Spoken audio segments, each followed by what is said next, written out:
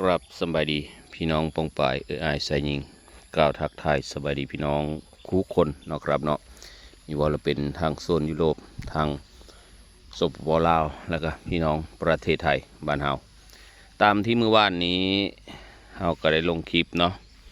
เกี่ยวข้าวเกี่ยวหนำพี่น้องเอ้ยคิดว่าเนาะแล้วเก็บเกี่ยวไว้ตะไว้กิน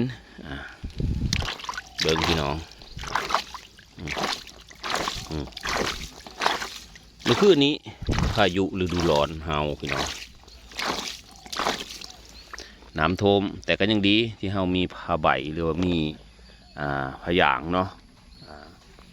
การฝนเบิ่งเอาพี่น้องความมีเป็นถ้ำมีว่าละทั้งคนทั้งเทวดาว่าถ้าเฮาเกี่ยวข้าวแล้วตกรถฝนนะแต่มันเป็นอะไรหรือว่าต้องการให้เขาขายอย่างเดียวมันบอกมันจึงมีนมาตะมาเมยแต่เขามีขายนะจะบอกไง อันเดพี่น้องเมื่อคืนนี้โยเบิ่งกอไผ่ทางเทิงโน้มลงว่าสันลมพายุฤดูร้อนแห้งอะไรพี่น้องเมื่อคืนนี้ฝนทางมีแห้งเมื่อคืนมีแต่ลม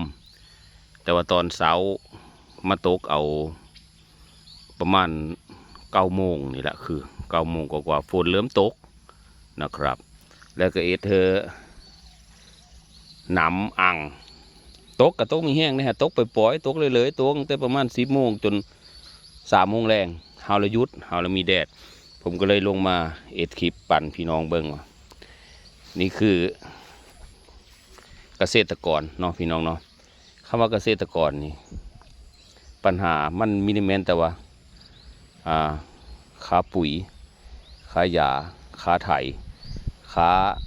ว่าไงกับต้นทุนในการผลิตมันมีธรรมดาได้แล้วต้องมาหยะกับธรรมศาสตร์อีกอันนี้คือเกษตรกรเนาะพี่น้องเนาะกว่าเราได้เข้ามาแต่ละเม็ดมันก็มีง่ายเลยคือว่าแหละแต่ว่าเวลาเขาเอาเข้าไปขายก็คือว่าได้ถ้าว่าเขาเกี่ยวปุ๊บเนี่ยเอาไปขายเลยนะมื้อละ80 กว่าบาทอันนี้คือข้าวหน้าปังนะครับพี่น้องมื้อละ80 กว่าบาทต้องขออนุญาตเด้อพี่น้องมื้อนึงก็คือ12 กิโล88 บาท88 บาทเนี่ยตามที่ผมมันถามเขาเมื่อวานนี้เนาะมันก็ตกอยู่กิโลละประมาณ7 บาทบ่7 บาทไปปลายเนาะ7 บาทไปปลายนี่แหละค่าว่าโลละ8 บาทมันก็12 กิโลผู้เดียวเนาะ7 บาทไปปลายพี่น้องเอ้ยมันไม่ได้แพงไม่ได้เผื่อได้สินค้าเกษตรนะมันไม่ได้คือไอสินค้าที่เขาผลิตออกมาเป็นซองไม่ว่าเราเป็นม้าปลากระป๋องเนาะอันนั้นเขาเอาขึ้นมาได้เลยเพราะว่าเขาต้นทุนการผลิตของเขามันชัดเจนไงเนาะแต่ว่าเกษตรกรนี่กว่าจะผลิตได้แต่ละเม็ดเนี่ยใช้เวลาอยู่อันนี้ก็120 วันไม่บอกของเขาหน้าที่หนึ่งมันออกมาจากกันอันเม็ดออกมาจากกันกระป๋องออกมาจากซองอันนั้นก็มีว้ากันเนาะพี่น้องเนาะแต่ว่ากันนั้นละก็ว่าปันฟังจมนะเจ้าจมเผือพ่อใหญ่อันนี้ก็จมปันฟังซื้อนี่ละมินิมี่เผือเบิ้งเอาพี่น้องเลยน้ำได้อันนี้นะแต่ว่ามันเป็นพยางใสไงเนี่ย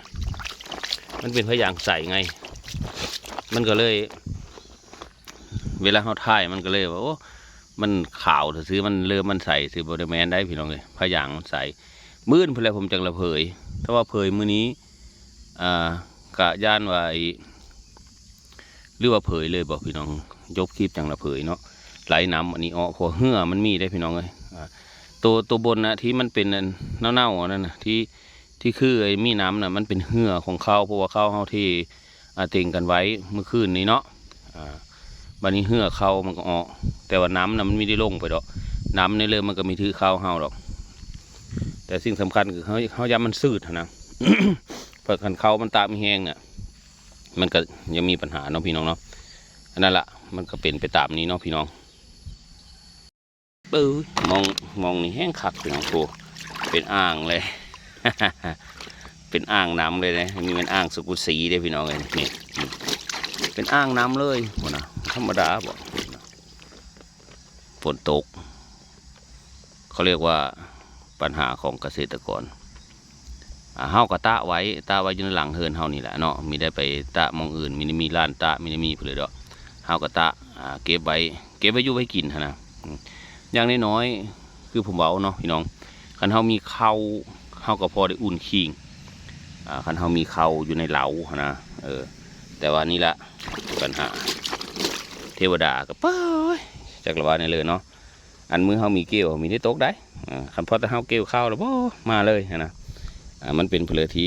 แล้วอย่าใครเติบอยู่เนาะแต่ก็มีเป็นเพลเนาะพี่น้องเฮาก็สู้กันไปผมคิดว่าเนาะหลังจากนี้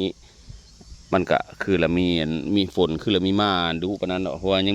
งมีฮอดยามฝนเนาะแต่มันเป็นแค่พายุฤดูร้อนแต่ก็จะดูได้พี่น้องจะดูทางผมได้ข้าวเนาะทางเรนูทางนาแกที่มันถือร้องของพายุล่มร้องของลมนะเปิดหลังคาหายไปเป็น100 หลังเลยพี่น้องเลยเนาะแต่ว่าผู้ค้าก็ไม่ได้ไปเลาะเบิ่งเนาะไม่ได้ไปเลาะว่าความเสียหายเพราะว่าอันนี้แม้น2 เฮามันเป็น2อันวิถีชีวิตแล้วแต่เฮาละท่ายนะแต่ว่าคันเฮาไปประสบเหตุโอเคเฮาท่ายอยู่แต่ว่าคันเฮาไม่ได้ไปประสบเหตุคือเฮาท่ายเฉพาะวิธีของเฮาเท่านั้นเฮาละมีอ่นแนวอื่นนะแต่เก่าเฮาก็เคยดูดคลิปเนาะดูดคลิปหมอล่ำมาโอเคแหละใน2นี้เนาะใน2ที่เฮาอยู่นี่2ดูยูเซอร์สำรองนี่ก็คือเฮาไปดูดคลิปหมอล่ำมาเฮาก็เจอปัญหาเรื่องนำคลิปที่เนื้อหาที่นำกลับมาใช้ใหม่มันก็เป็นเพลที่เฮาต้องได้ถือปิดการสร้างรายได้ไป90 มื้อ3 เดือนพอได้พี่น้องเลยก็เฮาละได้คืนก็เฮาละได้2 เฮาคืนมามันก็มีในธรรมดาฉะนั้นแล้วเฮาก็เลยว่ามันเป็นในเรื่องเฮาก็ใช้ชีวิตไปแบบนี้แต่ก็เอาคลิปบ้านๆของเฮานี่แหละถ่ายวิถีชีวิตบ้านนอกเขาหน้าเฮาเนี่ยคือปั่นพี่น้องเบิ่งเนาะพี่น้องก็ถือว่าเฮาได้สำเร็จเอาสำนั้นนะมีต้องไปโลอย่าได้ยอดวิวอย่าได้เผลอเนาะถ้าเป็นเกี่ยวกับข่าวนี่โอเคอยู่เนาะเขาก็ดำเนินเรื่องของเขาไปแต่ใน2 เฮามันคือ2วิถีชีวิตเฮามีสำนี้เฮาก็เอาแบบนี้ก็ตามที่พี่น้องได้เห็นผมถ่ายให้พี่น้องเบิ่งเนาะเมื่อวานนี้เกี่ยวเขามื้อนี้ก็เจอปัญหาประสบปัญหาแบบ ความรุนแรงของพายุฤดูร้อนเมื่อคืนนี้กับโป้ยลมพี่น้องเลยแต่ผมมีถ่ายให้พี่น้องเบิ้งเพราะนั้นเพิ่มพลังประกาศท้ายจากเสียงฟ้าห้องฟ้าดังหึมห่ำอยู่ปะเต้ยโพดได้เมื่อคืนนี้ก็ดีรีพี่น้องเลยปอโทว่ะคักกระดอคอมเมนต์อันลังคาแถวบ้านจะด้วยหันปืดนะพ่อแห้งแหละแต่มันทางบ่มีได้พี่น้องเลยเนี่ยต้นไม้ต้นใหญ่ๆนี่โอ้เสียงลมเมื่อคืนนี่ปูมก่อไผ่โน้มลงมาสันแต่ก็ยังดีที่ไม่ได้มีนักหนาไปกว่านี้เนาะก็มีแค่ลมตอนนั้นแล้วก็ฝนแล้วก็สิ่งที่เฮาประสบก็คือนี่แหละข้าวเฮาเกี่ยวมาว่านนี้แล้วก็ฝนตกลงมาซื้อก็ถือว่าโอเคอยู่สำนีพี่น้องเลยไม่ได้มีผลมากมายมื้ออื่นก็น่าจะได้ตะแต่ว่าตอนนี้เดี๋ยวผมทำการเผยเข้าเนาะพี่น้องเนาะเผยเข้าเพื่อที่จะตาลมแล้วก็ไหลน้ำอยู่ทางเทิงนี้เนาะพี่น้องโอเคเนาะพี่น้องคลิปนี้ขออนุญาตบัดคำเด้อพี่น้องเด้อขออนุญาตเว้าซ้ำนี้ละก็ขออนุญาตจบคลิปลงซ้ำนี้ก่อนจบขอพี่น้องวงฝ่ายคู่คนเนาะอยู่ดีมีแห้งเด้อพี่น้องเด้อกินข้าวแซ่บนอนหลับความเจ็บไม่ได้ความใครมีเด้อขอบคุณมากมายบ๊ายบายครับผมพอกันใหม่คลิปหน้าครับพี่น้องครับ